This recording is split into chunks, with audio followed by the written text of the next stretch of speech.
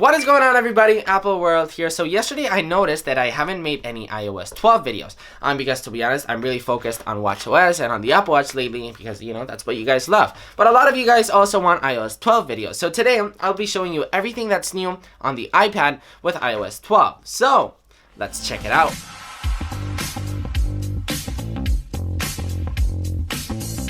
So let's start everything off with our first feature in iOS 12, and that is the status bar redesign. Before, it said the time right here. Now it's been moved to the left, and on the left before, it said iPad, and now it does not say it anymore. Apple supposedly changed the status bar because of the upcoming iPad Pro 10, which supposedly will have a notch. Also, since the iPad Pro 10 will not have a headphone jack, now we have a bunch of gestures that are super simple to use. To go to the home screen, we simply swipe up, just like the iPhone 10. One finger swipe will bring us to the latest app. Holding up 4 fingers will bring us to our multitasking. You can also do this while doing just like that. Also, with iOS 12, we also get group notifications, which are super simple to use. I love group notifications because I always get your YouTube comments and I always read them, but it was always really annoying because they were all over the place. So now I simply have them like this. I love this new feature. iBooks has now been renamed to Books, and Books has had a huge redesign, which has a much simpler look. I really like the way it looks now. You have your Reading Now tab, and the actual store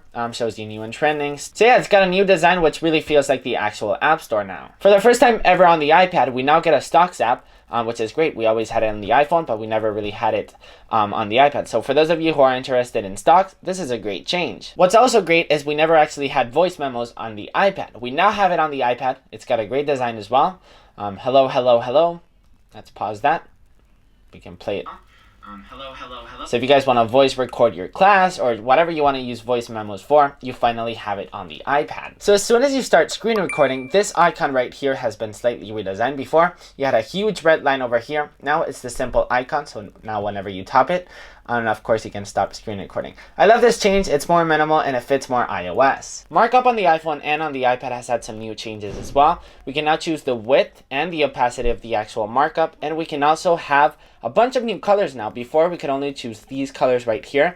Now the options are limitless because we can choose the exact color that we want and the exact opacity. Great change as well. Alright guys, so that's pretty much it for this video. If you guys enjoyed this video, make sure to give it a big thumbs up. Let me know in the comments down below. What do you guys think of iOS 12? Do you guys like the new gestures that are kind of like the iPhone 10 on the iPad Pro? To be honest, I'm really excited for the new iPad Pro 10. I can't wait. If you guys want to help support the channel and buy some awesome t-shirts, make sure to check out appleworldclothing.com. So don't forget to like, comment, subscribe, and all that good stuff, and I will see you in the next one. Peace!